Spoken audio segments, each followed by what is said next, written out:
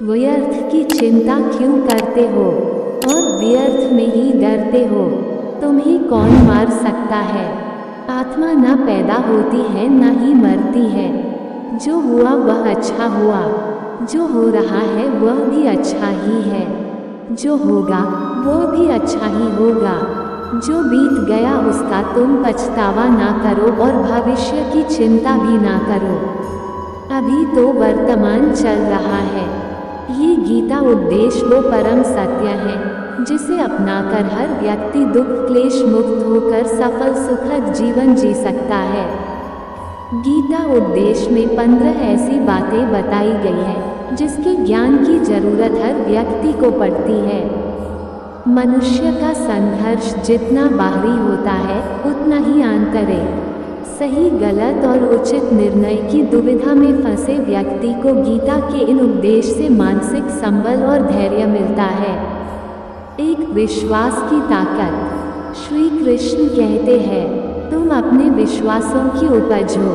तुम जिस चीज में विश्वास करते हो तुम वही बन जाते हो। जो स्वयं पर विश्वास करते हुए लक्ष्य की ओर बढ़ते रहते हैं उन्हें सफलता जरूर मिलती है। अगर व्यक्ति अपने लक्ष्य के लिए कर्म में पूरे मन से लग जाता है और उसे कर्म करने से खुशी मिलती है तो सफलता उससे दूर नहीं। दो मृत्यु से भय व्यर्थ है। हर व्यक्ति के मन में मृत्यु का भय होता है। इस संसार का जब से निर्माण हुआ है तब से जन्म मृत्यु का चक्र चलता आ रहा है। ये प्रकृति का नियम है। इस सत्य को स्वीकार करके भयमुक्त होकर आज में जीना चाहिए। किसी को भी आने वाले पल के बारे में कुछ नहीं पता होता, लेकिन इस संशय में भयभीत रहने से जीवन नहीं जिया जा सकता। 3 कर्म सबसे ऊपर आता है। श्री कृष्ण अर्जुन से कहते हैं कि व्यक्ति कर्म करने के लिए ही पैदा हुआ है और बिना कर्म किए कोई रह नहीं सकता। फल की चिंता करना व्यर्थ है क्योंकि इससे मनुष्य का मन काम से भटकने लगता है। किसी कर्म से सफलता नहीं मिलती तो क्या हुआ? असफलता भी ज्ञान के द्वार खोलती है। अगर बिना फल की चिंता किए कर्म करते रहोगे तो सफलता और मन की शांति जीवन भर तुम्हारा साथ नहीं छोड़ेगी। जो कर्मफल से विरक्त होकर कर्म करता जाता है उसका आध्यात्मिक ज्ञान बढ़ता जाता है। 4 हमेशा स्वार्थी होना गलत है। जो व्यक्ति हमेशा स्वार्थ प्रेरित होकर फल की चिंता करते हुए कर्म करते हैं और सिर्फ फल ही उन्हें कर्म करने को प्रेरित करता है, ऐसे लोग दुखी और बेचैन रहते हैं क्योंकि उनका दिमाग हमेशा इसी उलझन में फंसा रहता है कि उन्हें क्या फल मिलेगा। स्वार्थी व्यक्ति सुखी नहीं रह पाता और ऐसे व्यक्ति से कोई भी संबंध नहीं बनाना चाहता।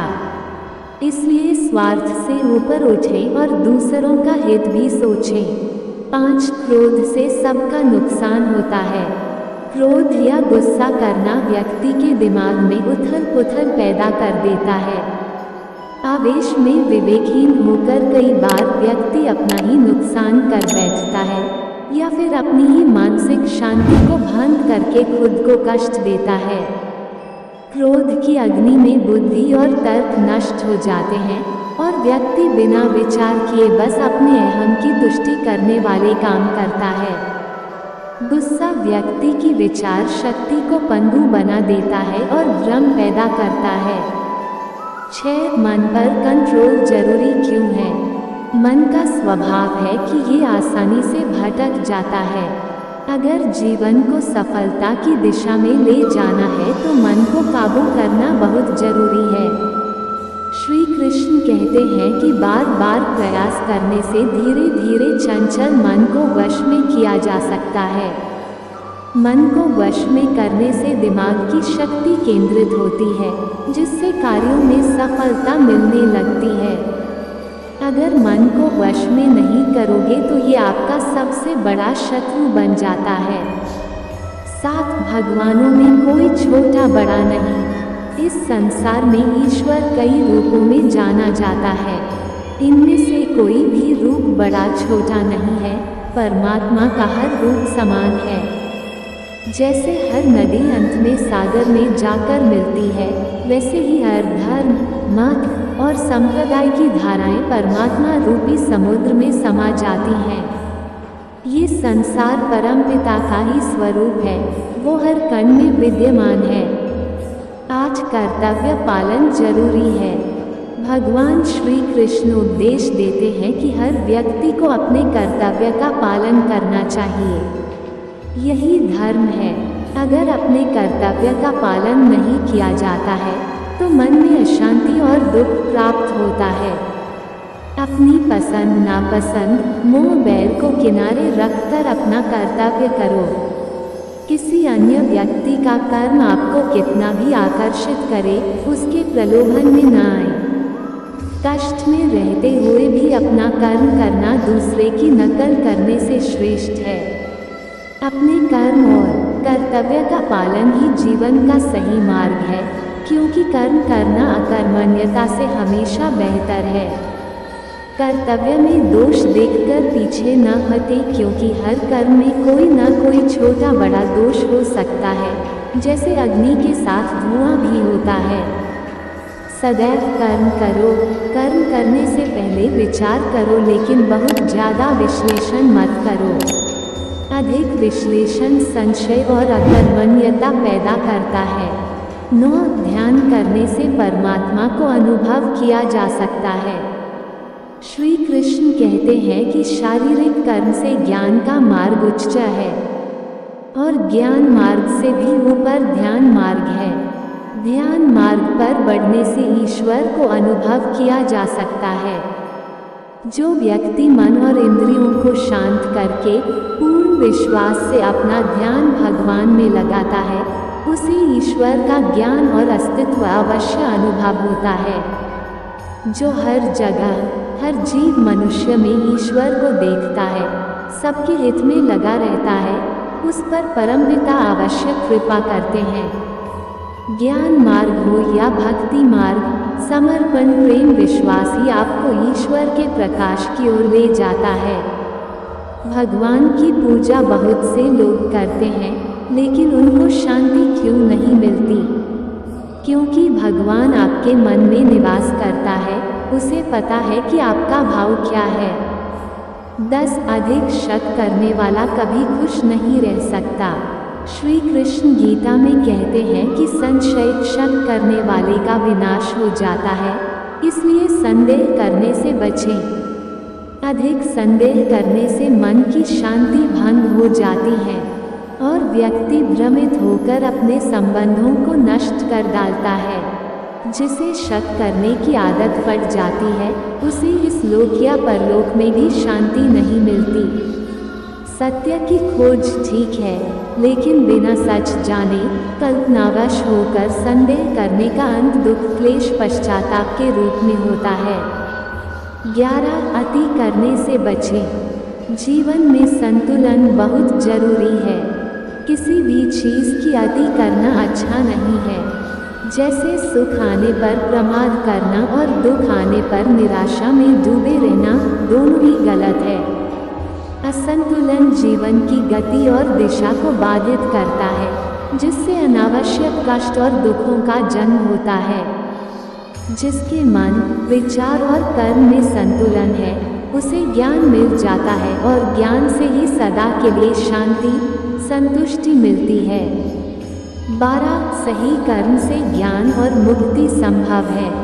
गीता के उपदेशों में कर्मयोग का सिद्धांत कहता है कि संसार से विरक्त होना ही मुक्ति का उपाय नहीं है। संसार में रहकर एक गृहस्थ अपने कर्मों का पालन करते हुए कर्मफल से विरक्त होकर मुक्ति प्राप्त कर सकता है। सही विचार और उचित कर्म भी आसक्ति को खत्म करने में सक्षम है। अच्छे कर्म कभी व्यर्थ नहीं जाते, चाहे ये दुनिया हो या परलोक। 13 ज्ञान और कर्म एक हैं।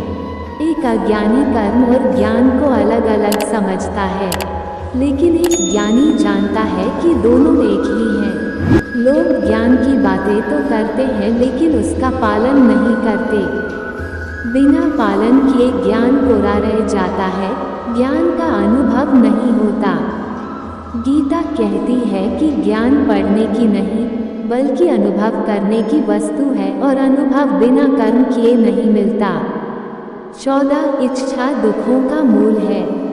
इस संसार में जितनी भी चीजें सांसारिक सुख की श्रेणी में आती हैं, उनकी एक शुरुआत और अंत जरूर होता है। इन सांसारिक सुखों का अंत दुख, कष्ट और दुर्गति के रूप में होता है। इच्छाओं का अंत नहीं है, एक पूरी होती है तो दूसरी नई इच्छा आ जाती है। हर इच्छा से प्रेरित होकर कर्म करना गलत है, क्योंकि ऐसे तो अनुचित कार्य भी होंगे। इच्छाओं से विचलित न हो, उन्हें एक विरक्त दर्शक बनकर देखो और वे चली जाएंगी। 15 भगवान ही सबसे बड़ा सहारा है। परमपिता ही एकमात्र हमारे आधार है और अपने हैं। इस संसार में कोई भी अकेला नहीं है। ईश्वर में विश्वास रखते हुए जो मनुष्य कर्म पथ पर बढ़ता जाता है, वो सदा शांति, सुख और मुक्ति पाता है। भूत और भविष्य की चिंता करना व्यर्थ है, वर्तमान ही सत्य है।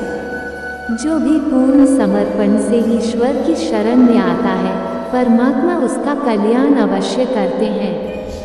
गीता के उपदेश पर आधारित इस श्लोक के विषय में अपने विचार नीचे कमेंट करें। अपने प्रिय और दोस्तों में इसे व्हाट्सएप, फेसबुक पर शेयर जरूर करें और चैनल को सब्सक्राइब जरूर करें।